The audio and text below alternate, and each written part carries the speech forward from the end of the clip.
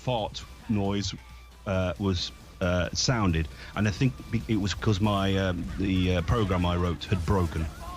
So there was one show without farts. I do remember that. One show in your 12 years of Slay Radio career. Exactly. No, actually, now more recently, I don't play so much of the fart effect. Not so much. I try and play.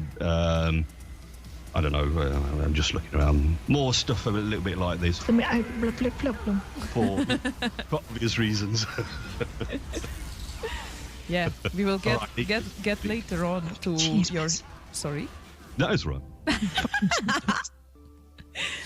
Okay, so we will get to later on to your history with Kate as well. Yes. But I tried to keep some chronological order here. Okay. At least I'm trying. I'm not going to promise anything because it looks like we are getting into chaos already. But my work is done. What? If we're getting into chaos now, my work here is done. Indeed, or it's just chaos starting. ensues. Yep.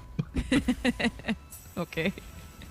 So before that, we were talking about your collaboration with Chris Abbott, and this led you to Bit Lives.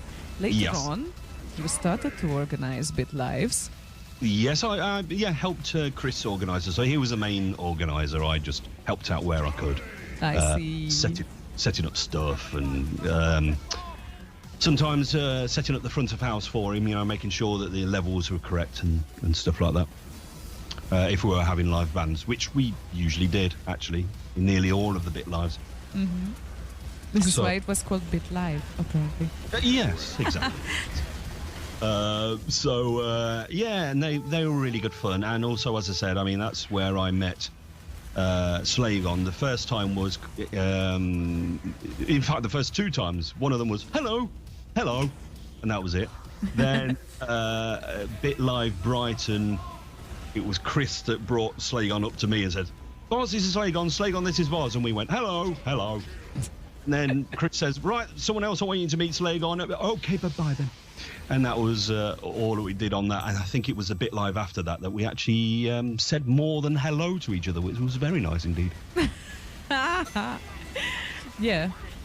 It's really nice to talk more than two sentences with someone. Exactly, yes. Hello, bye-bye.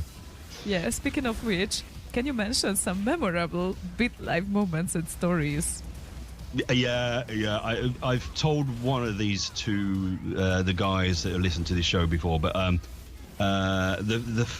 think the first Bit Live will always have several memories for me because first, it was the first Bit Live, of course, but secondly, it was that's when I met Rob Hubbard and Martin Galway and David Whittaker for the first time. They were all there. Mm-hmm. And a few other people as well. I mean, the club was too big for the number of people that were there, but there was a good number of people, if you see what I mean. And there was this other one. This is a story I've told before.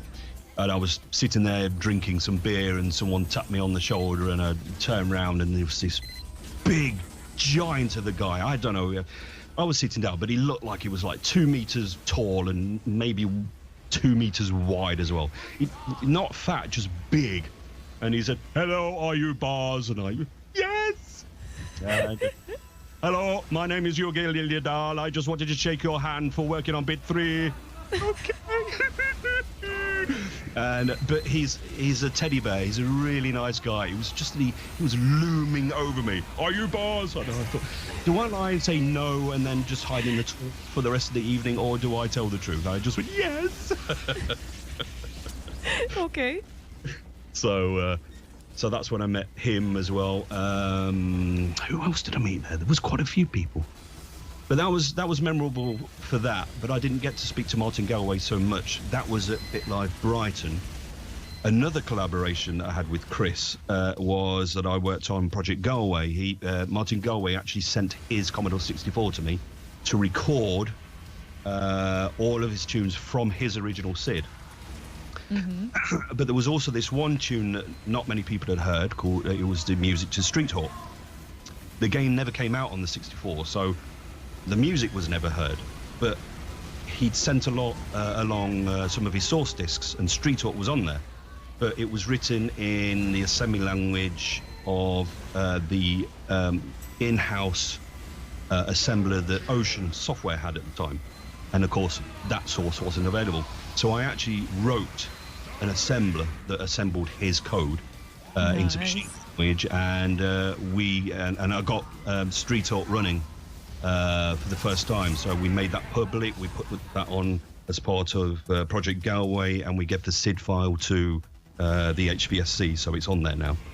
And we promoted this CD at BitLife Brighton. So I'd made a Commodore 64 demo up playing Galway's music, and it had a scrolly text and a picture on there and everything. And then we had a PC that I'd written this nice 3D menu, and people could listen to excerpts from, like 20-second excerpts of the CD, so they could listen to it themselves. Yeah. And then Martin Galway actually came up and said, "Hi guys, let's have a look at what you're doing. Oh, really good." Hello, and then we could talk to him about stuff. And then he said, "Do you want me to sign some of the albums?" Yeah. So there he was for the next hour, signing albums for people to buy. Nice. So I was really, yeah. So that BitLife Brighton was a big moment for me as well.